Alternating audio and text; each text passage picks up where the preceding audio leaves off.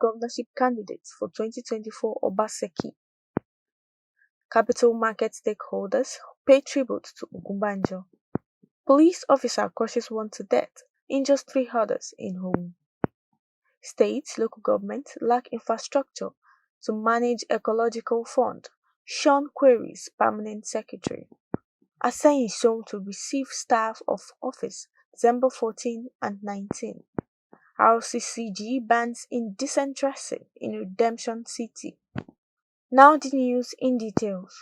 Governor Godwin Obaseki of Edo says the People's Democratic Party has the sole right to determine its candidates for the September 21, 2024 Edo governorship election. Obaseki stated this when he visited Governor Bala Mohammed of Bauchi State. He was in the company of former Governor Udom Emmanuel of Akwa Ibom to congratulate him on his victory at the appeal court on Thursday in Bauchi.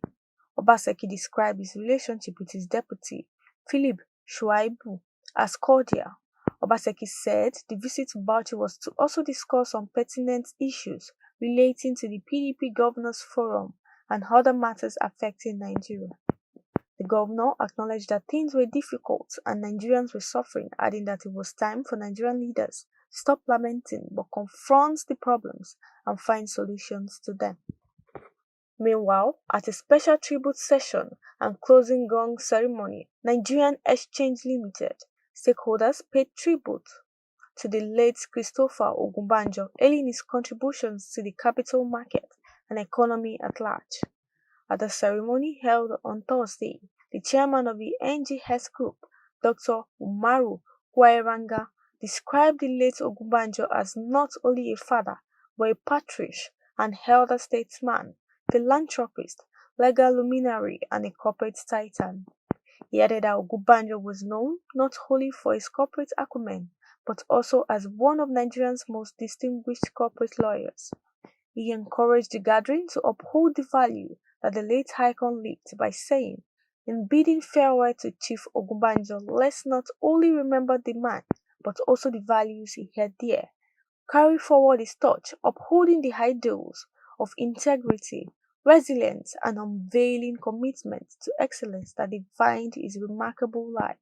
The events were shared by the former president of the Nigerian Stock Exchange, Godi Ebro, the president and chairman of Council, Chartered Institute of Stockbrokers, Mr. Oluwole Adeosun, and the chairman of the Association of Securities Dealing Houses of Nigeria, Mr. Sam Onukwe, were among the dignitaries present at the event. Ogunbanjo's firm handled the incorporation of the Nigerian Stock Exchange before it merged into the NGS. The late corporate lawyer died in early October, aged 99. Moving on, a senior secondary school student of Mayigi Community High School in Lase in Ipokia local government area of Ogun State, Miss Adeleye Eniola, was on Thursday crushed to death by a police officer attached to Ilaro Divisional Headquarters in Yewa South local government area of the state, simply identified as Freedom. The incident was also said to have left three other students injured. Reacting to the development, a youth group under the age of Ipokia Local Government Youth Forum alleged that the police officer hit the girl while pursuing a motorist who refused to give him money at a checkpoint.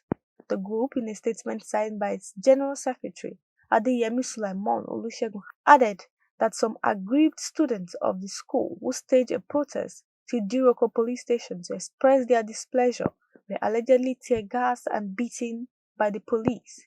The said officer, named Freedom, was reportedly chasing a motorist that escaped extortion while he killed the young girl and have other students injured in his unethical daily activities. This is one of many misconducts of policemen on Ode Diroko Road. The said officer left Ilaro to perpetrate the evil act in Ipokia local government area because the Nigerian policemen had been left unchecked and they have turned themselves to free rascals that can operate even outside their jurisdictions. Next on the news, the 36 states of the Federation and the 774 local government councils have no structure in place to manage the ecological fund. The declaration was made in Abuja on Thursday by the Permanent Secretary, Ecological Projects Office, Shehu Ibrahim. Ibrahim made the declaration at an interactive session with the House Representative Committee on Ecological Fund. He said since states and local governments began to share the fund with the federal government, they had not been able to put structures in place to manage their share. The Ecological Fund is an intervention fund by the federal government to address the multifarious ecological challenges in various communities in the country. Ibrahim told the House committees that the sharing of the fund between the three tiers of government followed a court decision. He said governors and local council chairmen never welcomed queries about how they deployed the Ecological Fund.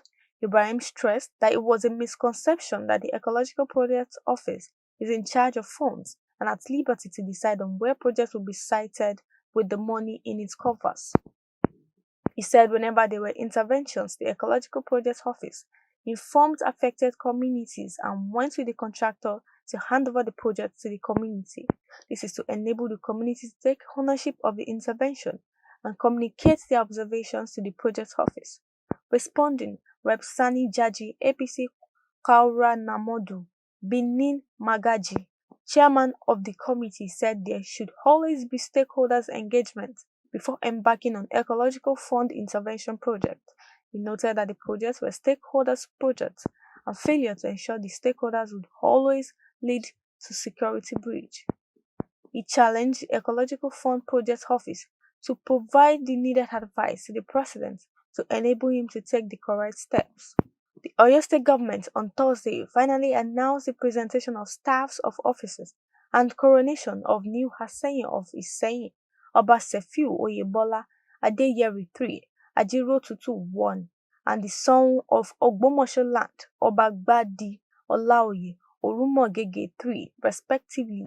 A statement by the Commissioner for Information and Civic Orientation, Dotun Oyelade, in Ibadan, the state capital, said the Asayin coronation will be held on Thursday, November 14, while that of Son will be held on Tuesday, December 19, 2023, respectively.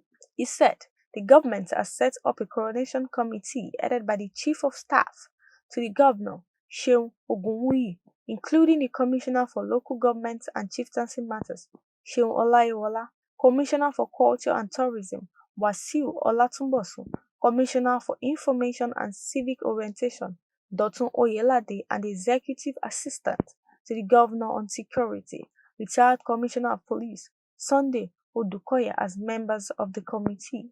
The committee has been holding meetings with coronation committees from the two palaces over the past few weeks and has undertaken inspection of the venues for the event. All is now set for the big event.